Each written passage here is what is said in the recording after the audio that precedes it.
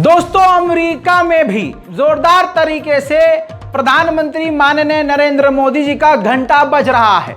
दोस्तों, घंटा नहीं, डंका। अच्छा कट। मेरे दोस्तों, प्रधानमंत्री माननीय नरेंद्र मोदी जी का और भाजपा का अमेरिका में बज रहा है डंका। दोस्तों, लीजिए सीधा अखबार आपकी स्क्रीन पर। यह कौन सा अखबार है आप जानते हैं ना? द वॉशिंगटन पोस्ट, अमेरिका के सबसे बड़े अखबारों का टॉप का अखबार है। सीधा सीधा वॉशिंगटन पोस्ट ने लिखा है और जो इस्तेमाल फोटो की है मोदी जी की वो भी देख सकते हैं। सीधा लिखा है कि भारतीय प्रधानमंत्री की, मोदी की जो पार्टी है बीजेपी की, वो अलग अलग हिंदू नेशनलिटीज, हिंदू ग्रुप के संगठनों से जुड़ी हुई है और पूरी तरह से सोशल मीडिया का इस्तेमाल कर रही है गलतफहमियां फैलाने के लिए, झूठ फैलाने के लिए और एडिटेड स्टोरी फैलाने के लिए, जैसे हम जिसको कहते हैं आसान भाषा में व्हाट्सएप यूनिवर्सिटी। दोस्तों, अखबार की कटिंग पर फ्रंट पर, यानी मैं आपको यह अखबार मेन दिखा रहा हूं, अमेरिका का सबसे बड़ा अखबार है। देख लो ना भक्तों, खुश हो जाओ। मोदी जी की तस्वीर और कारनामे तुम लोगों के और तुम्हारे मोदी जी के अमेरिका के सबसे बड़े अखबार में छपे हैं। अंधभक्तों, ध्यान से देखो। दोस्तों, फ्रंट पर लिखा है कि प्रधानमंत्री मोदी और उनकी सरकार भारत में लोगों को बांटने का काम कर रही है, साथ ही भड़काने का अभियान चला रही है।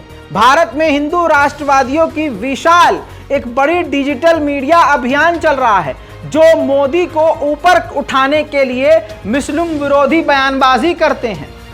सीधा लिखा है। यही बात जो आप और हम महसूस कर रहे हैं वो दुनिया महसूस कर रही है और अमेरिका के अखबार ने लिख दिया है कि भारतीय, ये जो भारत में राष्ट्रवादी जो ग्रुप हैं वो सिर्फ मोदी को ऊपर उठाने के लिए, मोदी को फायदा पहुंचाने के लिए सिर्फ नफरतिया बयान दे रहे हैं और ये जानबूझकर खुद मोदी करवा रहे हैं। अब आइए, जो ऑफिशियल अकाउंट है Twitter handle the Washington post का, उसके अंदर भी वॉशिंगटन पोस्ट ने, अमेरिका के अखबार ने मोदी सरकार की एक एक करके धज्जियां उड़ाई हैं। पहला पोस्ट आप ये खुद देख लीजिए जिस पर सीधा सीधा लिखा गया है कि अलग अलग संगठनों का इस्तेमाल बीजेपी पार्टी नफरत फैलाने के लिए कर रही है और सोशल मीडिया का भरपूर इस्तेमाल वो सारे हिंदू संगठन नफरत फैलाने के लिए, गलत दावों को फैलाने के लिए कर रहे हैं। देखिए, दूसरा ये पोस्ट है, ये सबसे इंपॉर्टेंट है, सबसे ज्यादा जरूरी है मेरे भारत के प्यारे भारतवासियों। आज दुनिया देख रही है। देखिए कितना गीला चप्पल मारा है मोदी सरकार के ऊपर इस वॉशिंगटन पोस्ट ने। इस पोस्ट में क्लियर लिखा है कि मोदी और मोदी की पार्टी और ये हिंदूवादी party fake social media account चलाते हैं, बहुत सारे पेजेस चलाते हैं, थर्ड पार्टी ऐप का इस्तेमाल करते हैं, ट्रोल पेज का इस्तेमाल करते हैं। आज देखते होंगे आप कि राहुल गांधी और विपक्ष की पार्टियों के नाम बिगाड़कर ऐसे कई सारे पेजेस बने होते हैं। फिर ऐसे ही मुसलमानों का नाम बिगाड़कर, इस्लाम का नाम बिगाड़कर, हमारे पैगंबर का नाम बिगाड़कर ऐसे बहुत सारे पेज बने हुए हैं। अमेरिका ने पूरी जानकारी इस रिपोर्ट में दी है। कहा है कि ऐसे तमाम पेज मोदी जी के चाहने वाले और मोदी जी चलवा रहे हैं।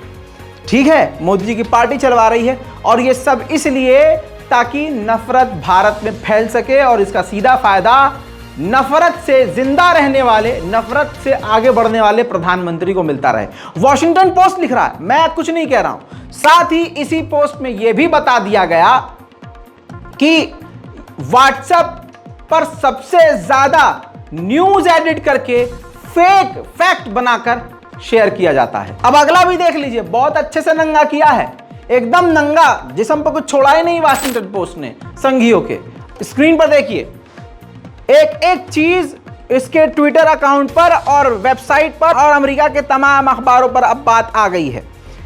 India, a country whose population is 80% Hindu and 14% मुस्लिम।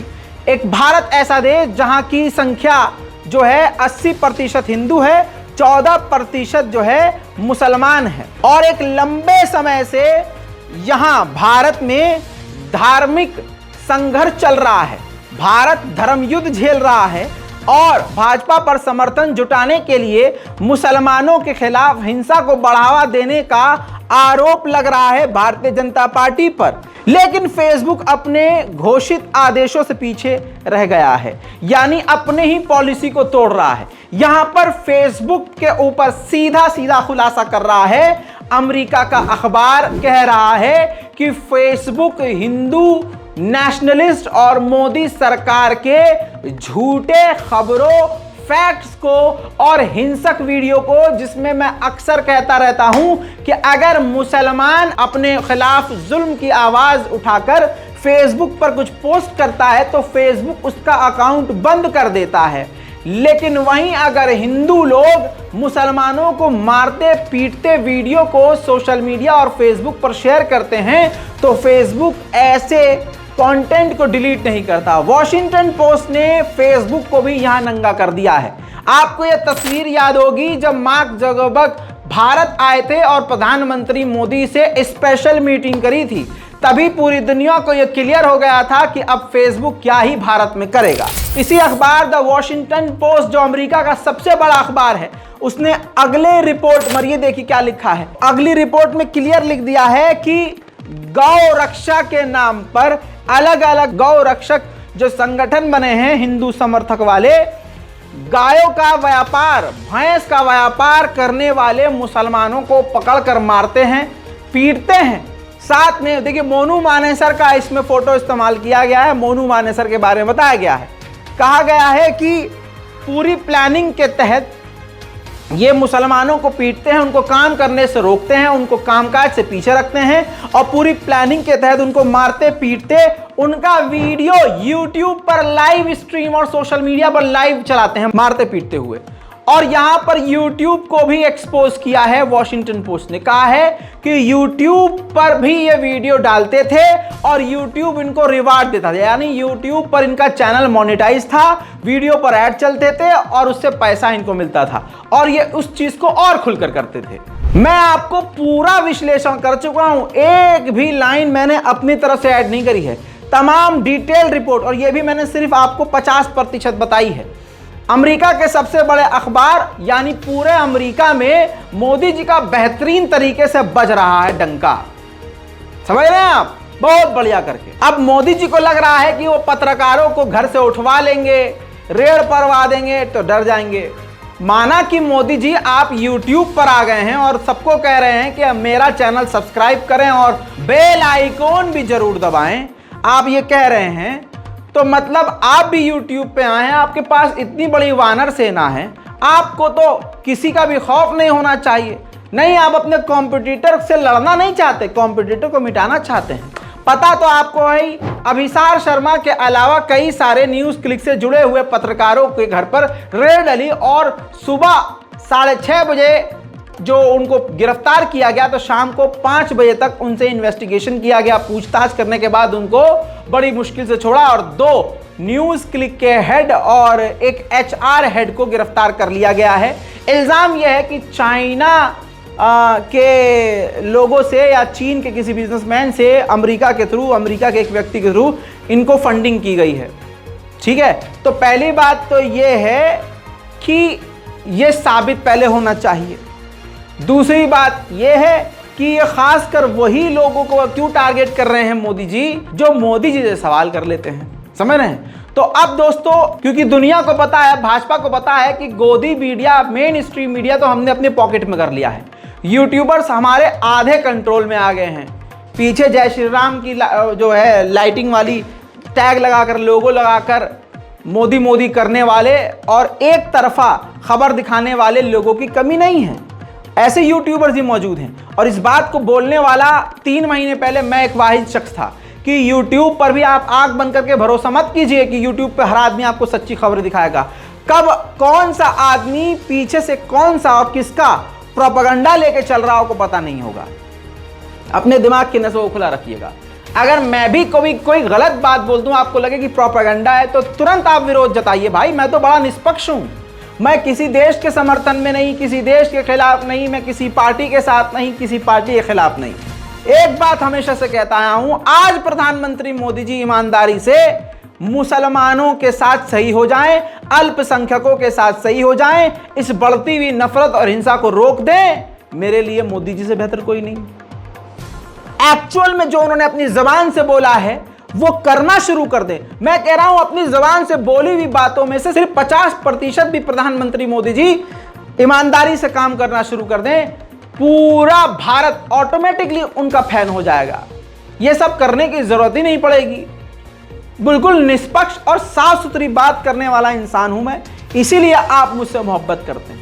मैंने पहले ही आपसे कहा था कि हमारे नेशनल प्राइम टाइम को लगातार बंद करने की कोशिश की जा रही है। बार बार नोटिफिकेशन आ रहा है, बार बार अगर ऐड चल भी जाती है तो उसका रेवेन्यू हमें नहीं आता है, येलो आइकन आ जाता है, कई तरह की चीजें सामना करना पड़ रहा है हमको, कई सारी प्रॉब्लम हो रही, कई सारी प्रॉब्लम। इसीलिए हमने आपको बोलना शुरू किया कि सिर्फ अगर नेशनल प्राइम टाइम चाहिए तो आप खुद हमें, क्योंकि पब्लिक अगर हमें सपोर्ट करेगी तो इसमें ना मैं फंसूंगा ना आप फंसेंगे, ना मुझे यूट्यूब से कोई टेंशन होगी कि यूट्यूब पैसा नहीं दे रहा है। भाड़ में जाए यूट्यूब, वो भाड़ में जाए भाई, नहीं दे रहे आप इस वीडियो का, कोई बात नहीं, मत दीजिए, इस वीडियो का जनता ही दे रही है।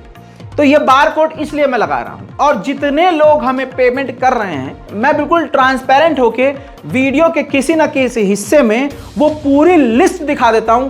इतनी डिटेल में तो मैं अपने अकाउंटेंट को डिटेल नहीं देता, जितनी डिटेल से मैं सारा आपको अपना डेटा शेयर कर देता हूं कि किस किस के नाम से कितना कितना अमाउंट आया हुआ है। तो इसलिए आप नेशनल प्राइम टाइम को सपोर्ट करते रहिए ताकि आप तक रिपोर्ट पहुंचती रहे। दूसरी बात यह कि बहुत सारे यूट्यूबर्स हैं, उनको मैं यही कहूंगा, भाई मैं जो काम नहीं करता हूं मैं उनको ही बोलूंगा कि आप भी ना करो। विदेशों से देखिए, मोदी सरकार एक कांटा फेंके हुए है, उस कांटे में जो भी मछली फंसेगी उसको घसीट लेगी। आप भले ईमानदारी से काम कर रहे हैं और आपका भारतीय कोई दोस्त रिश्तेदार अगर सऊदी में, दुबई में, अमेरिका में, चाइना में, जापान में, दुनिया के किसी भी कोने में बैठा हुआ है, आप यकीन कीजिए उससे 1 रुपया मत लीजिएगा किसी भी तरह से, ना अकाउंट में पैसा लीजिए, ना आप यूपीआई का इस्तेमाल करवाइए, कुछ नहीं भाई। आप भारत में ही रहने वाले आम जनता से ही आप फंडिंग लीजिए। अभिसार शर्मा के ऊपर और ऐसे तमाम पत्रकारों के ऊपर जो जाल फेंका गया है वो यही तो कह के कि ये विदेशों से इन्होंने फंडिंग ली थी, तो कोई तो रिकॉर्ड होगा ना बाहर से पैसा आने का, कोई तो सोर्स होगा। अंधा तो मोदी सरकार भी नहीं चल रही होगी कि नहीं भाई साहब इसको, ठीक है वो एक वजह से उनको दिक्कत दे रहे हैं, और दूसरे अगर संघी पत्रकार हों वो अमेरिका, जर्मनी, चाइना सबसे फंडिंग मंगा लें तो कोई दिक्कत नहीं है, लेकिन बहाना उनके पास है, आप बहाना दो ही मत। मैं इसीलिए कभी भी विदेशों से फंडिंग लेता ही नहीं, आराम से टैक्स भरता हूं, बैंक से अपना जो कटता है, फिर इसमें जीएसटी जो कटता है वो तमाम, मतलब अगर 10 रुपया कमा रहा हूं तो यकीन कीजिए 4 साढ़े 4 रुपया तो सरकार की झोली में जा रहा है। अब यही सिस्टम है और इस सिस्टम में काम करना पड़ेगा, समझ रहे हो। इसलिए तमाम यूट्यूबर्स को इस चीज का ध्यान रखना होगा, खासकर फंडिंग वाले मैटर में, याद रखिएगा दोस्तों। वहीं फंडिंग की बात आ रही है, आज जो इल्जाम हमारे अभिसार शर्मा और दूसरे पत्रकारों पर लग रहा है कि इन्होंने फंडिंग ली चाइना से भारत को बदनाम करने के लिए, भाई क्या भारत को बदनाम किया किसी पत्रकार ने? फंडिंग की अगर बात आ रही है तो पीएम केयर फंड में सबसे बड़ी फंडिंग तो चाइना से ही है। चाइना की ये कंपनियां आपको याद है, शामी से 10 करोड़ लेने वाला पीएम केयर फंड है। हवाई जो इस वक्त पूरी दुनिया में अमेरिका ने बैन कर दिया है, ये जासूसी का इस पर इल्जाम लगा है, 7 करोड़ उसी से फंडिंग ली थी मोदी जी ने। OnePlus से 1 करोड़ ली है, ओप्पो से 1 करोड़, टिकटॉक से 30 करोड़ लिया है इसी पीएम केयर फंड ने।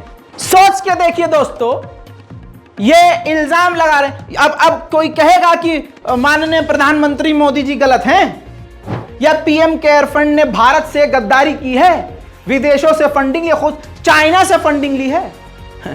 देखिए सब साफ है, लेकिन एक बात मैं मोदी जी को कहना चाहता हूं, और ये बात मोदी जी को हमारे पता है, मोदी जी कोई हल्की बुल्की चीज नहीं है भाई, बहुत तेज दिमाग वाले हैं, उनको पता है इस भाजपा ने ही जुल्म कर करके विपक्ष के नेताओं पर और आम लोगों पर रास्ता खोल दिया है, दिखा दिया है रास्ता।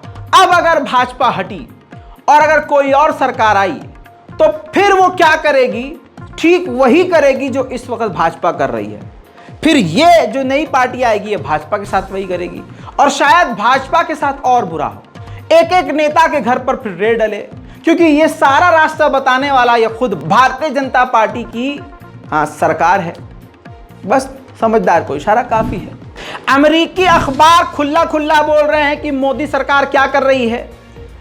फ्रांस भी इस बात को जानता है, ब्रिटेन इस बात को बोल चुका है। अरे यूनाइटेड नेशन और ह्यूमन राइट भी भारत की मोदी सरकार के खिलाफ खुला नारा खोल खोल कर दिखा चुके हैं कि देखो ये हैं, ये लोकतांत्रिक देश अपने आप को बताते हैं।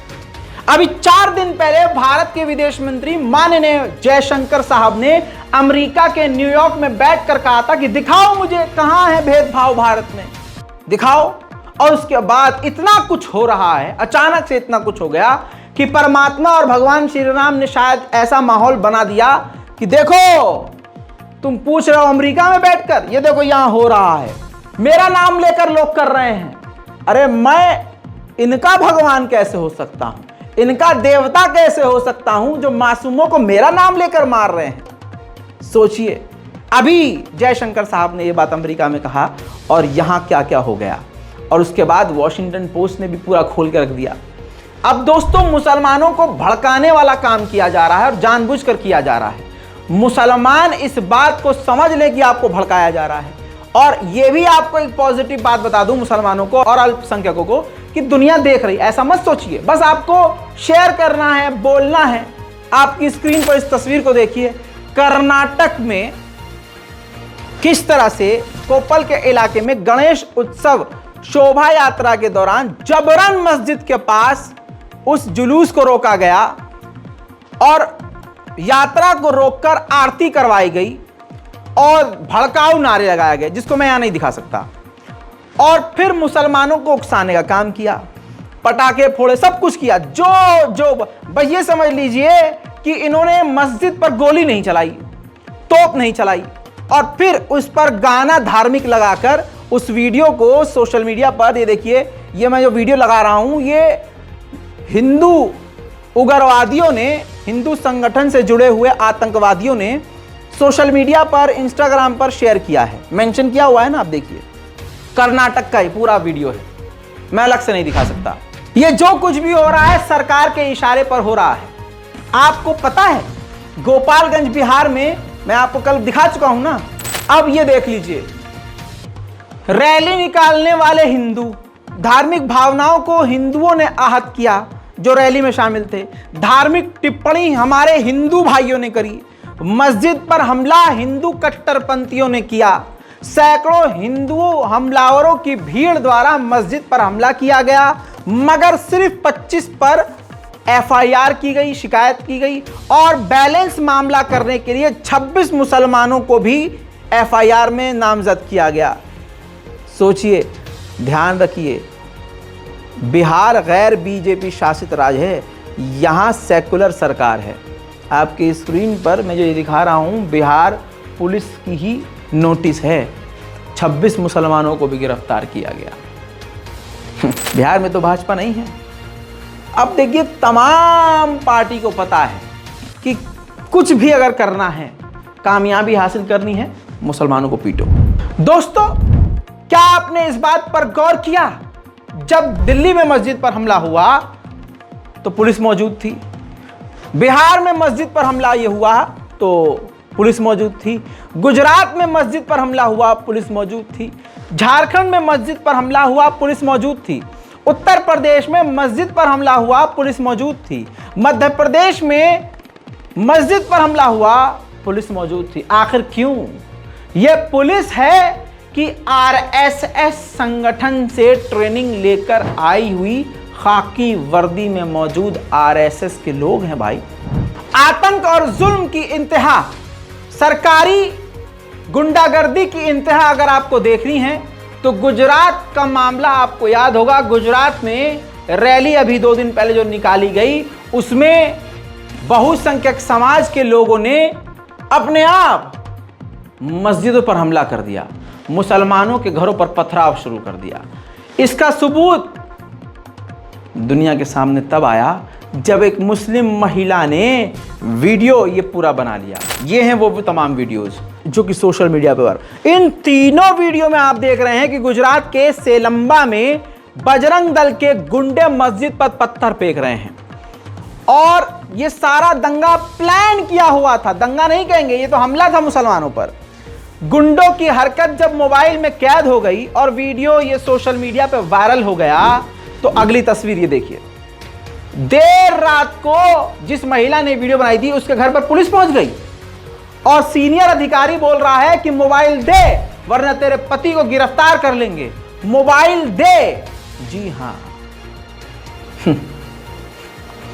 तो बताइए, ये सरकारी नफरत नहीं, किसका फोन आया होगा उनके पास, पुलिस वालों के पास, जाओ जाओ हमारे लोग बदनाम हो रहे हैं?